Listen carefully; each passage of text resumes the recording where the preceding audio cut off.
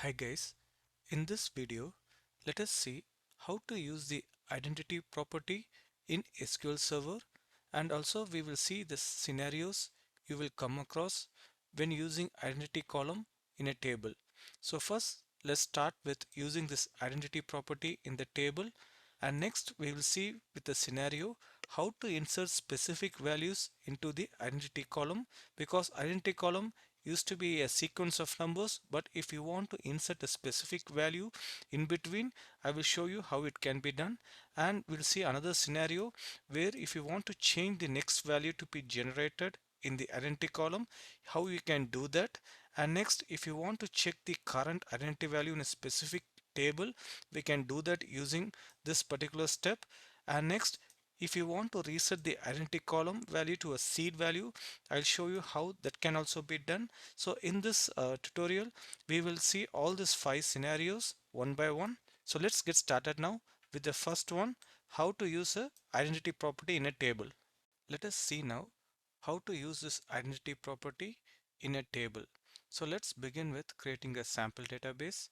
I'm just creating a database named ValueTech,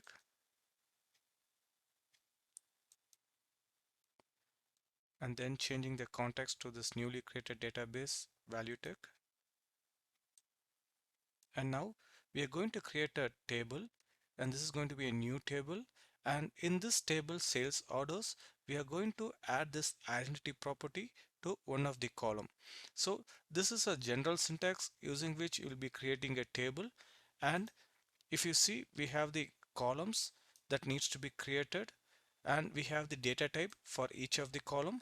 And if you want to add the identity property to a particular column, you just need to mention the identity keyword, and then you have to provide the seed and incremental value. So this is how you will be adding an identity property to a column in a table.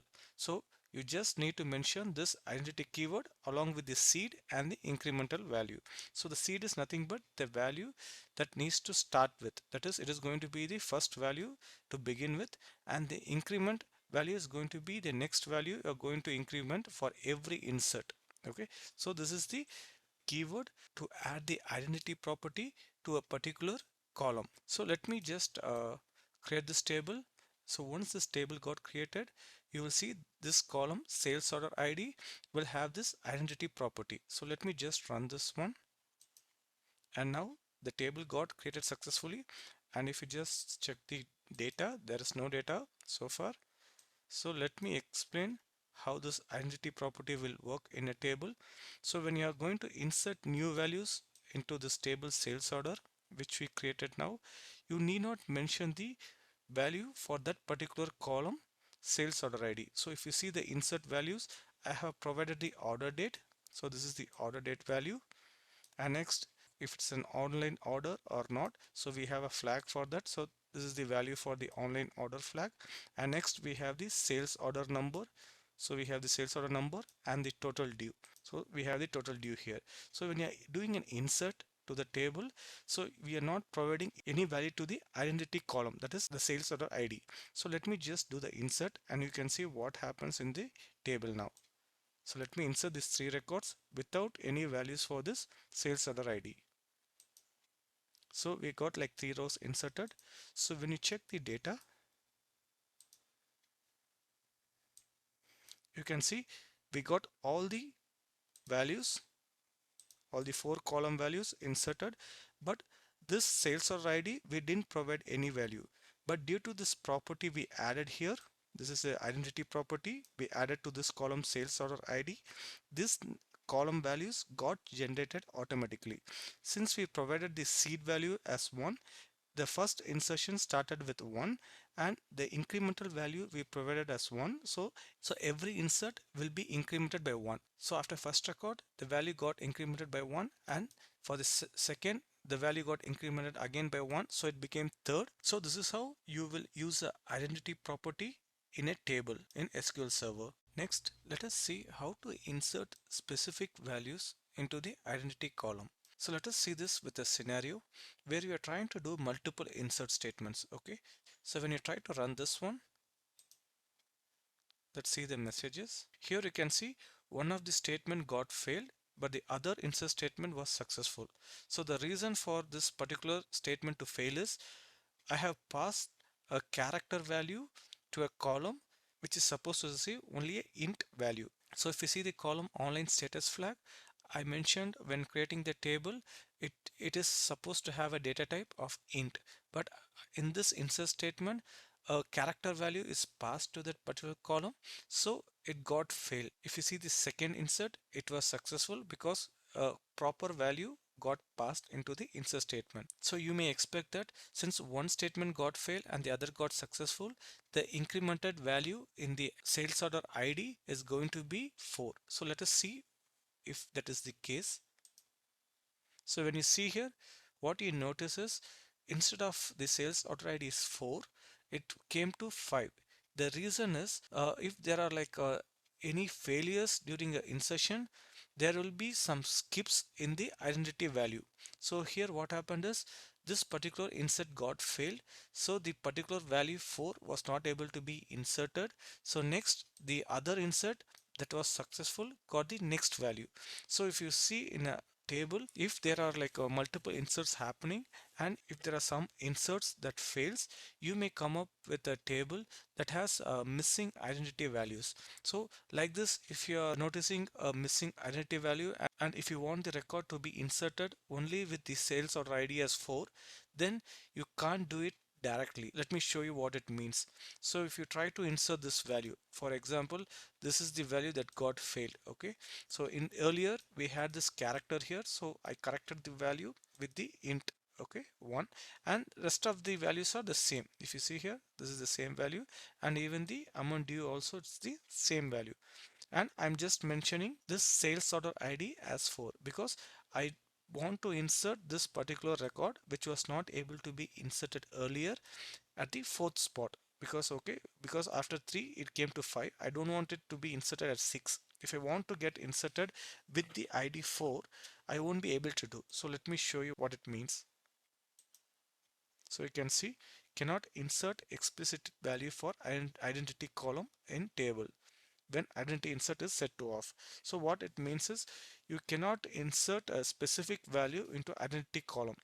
So SQL Server will take care of the increment that needs to be done. So if you need to insert any specific value to a column that has a identity property, and in such scenarios, like if there are missing identity values and if you want to insert any specific value, then there is a workaround for this one. So let me show you how you can do this one. So you need to run this statement first. So this is called set identity insert and the table name and on. So what it will do is it will allow you to insert that specific identity value. Else the SQL Server decides what is going to be the next incremental value. So if you want to insert a specific identity value into an identity column, you need to first execute this statement set identity underscore insert the table name on. So let me run this one. And now if you try to execute the same statement, you will be allowed to insert the values into the table. Let me run this. It says one row got affected. So let me just see here. And you can see 1, 2, 3, the fifth record we saw earlier, and the record which you inserted now got the order ID as 4. So now you are able to insert a specific value into the identity column. Okay, so in this way, by just turning on the identity insert property to on, you will be allowed to insert a specific value to the identity property. So once this is done, you can just turn off the property. So using this statement, set identity underscore insert the table name and off will turn off the property. Hereafter, if you try to insert a specific value, it will not be allowing. So let me just run this. So let me check this table once again. So you can see we got 5 records and there are no missing identity values, okay, in this table. So let us try to insert few more records and see what will be the next identity values now. Okay, let me just try to insert 2 more records. Okay, so let us check the data. Now you see we had this 1 to 5 already. Now the newly inserted values got the order IDs as 6 and 7.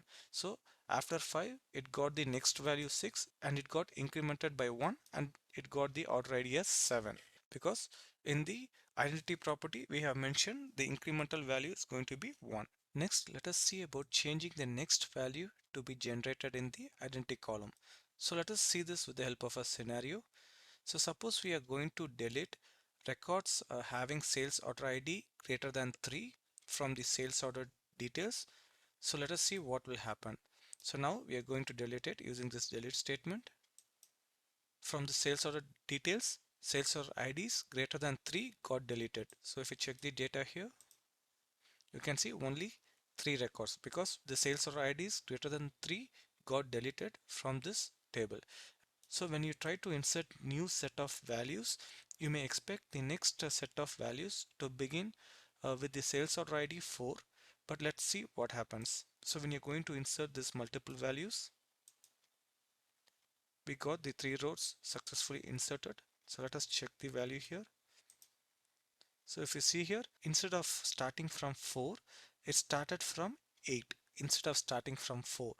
But if you want the identity values to start from a specific value, if you want it to start from 4, you can reseed the identity property in this table. I will show you how you can reseed the property. So let me just delete the records once again. So I'm just going to delete records like greater than 3. So we will delete the 3 records that we inserted now using this command.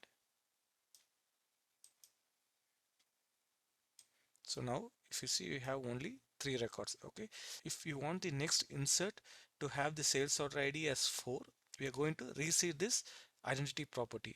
So we are going to use this dbcc command check ident. So within that we are going to provide the table name and the reseed keyword and the seed value to start from. Okay, so for example, if you want the next value to be 4, then you will be providing the value as 3 here. Okay, this is going to be the seed value. When you run this command, what will happen is the next insert will have the sales order ID as 4. So if you want this next sales order ID to be 4, you have to mention this seed value as 3 here. Okay, so let me just run this, and if you check the data here in the table, you can see no changes to the data, everything looks the same, but the property of this identity column got changed. That is, we have reseeded the identity value to 3. So it means the next value that is going to be inserted will take the sales order ID as 4. So let us just insert the same 3 values once again. You can see it got inserted successfully. So let me just check the data. And now you can see after 3, the next 3 inserts took the values 4, 5 and 6. So in this way, if you want to change the next value that is to be generated in an identity column, you can use this particular statement. So using which you can reseed the identity value. So next we will see how to check the current identity value in a table. So you may be in a situation where you want to check the next value in the identity column. So for that we can use this command dbcc check ident, and within that we are going to mention the table name and the no reseed keyword. So this is not going to do any changes to the seed value or the incremental value. So just mentioning no reseed, you will be getting the next value in the identity column. So if you want to check the next value in the identity column, you can just run the statement.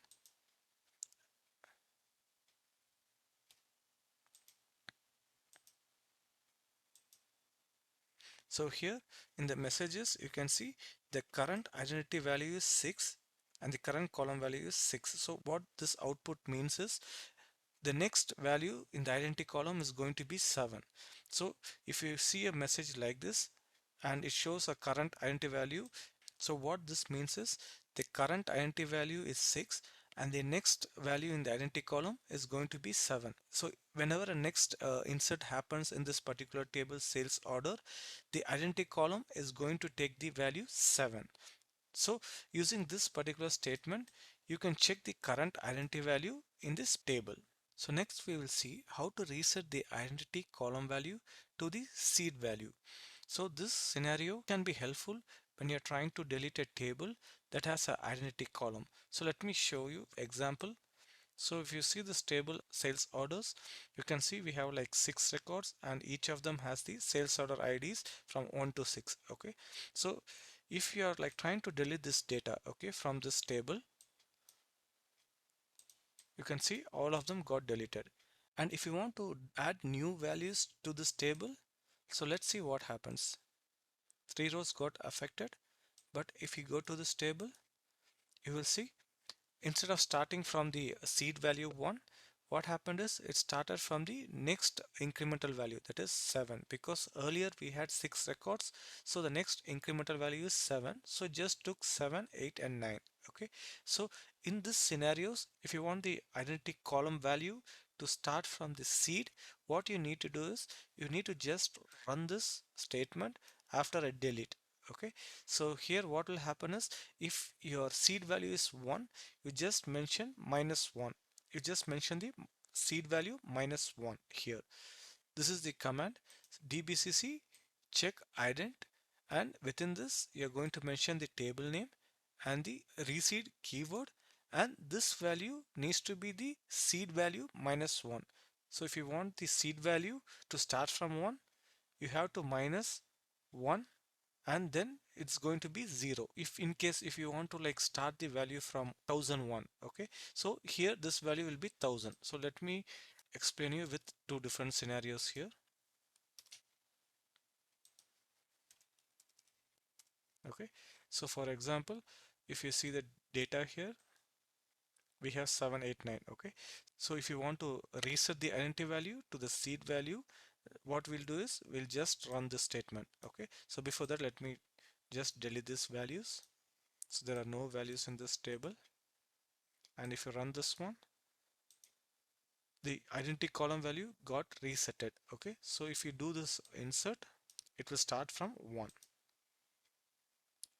Let's check the data. See, you can see the sales order IDs started with 1. And let's see another scenario. Let me just delete these values so no records are there. So if you want to reset the identity value to a seed value 1001, you need to minus 1 from this expected seed value. So here it's going to be 1000. So if you want the new inserts to start with 1001, you need to mention the value 1000 here. That is the seed value -1. So let's see what happens when you try to run this statement. So here it shows the current identity value is 3. So it's just an informational message, but it got reseeded. So it means the identity column value got resetted to the seed value 1001. So let us see this with new set of insert statements.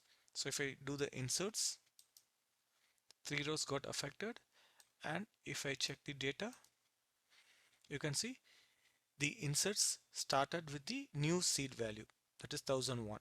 So in this way, if you want to reset the identity column to a particular seed value, you will be using this dbcc check ident with the 3 values: the table name, reseed keyword, and the seed value -1 value here. So I hope in this video you learned how to handle different scenarios when using the identity property in a table in SQL Server.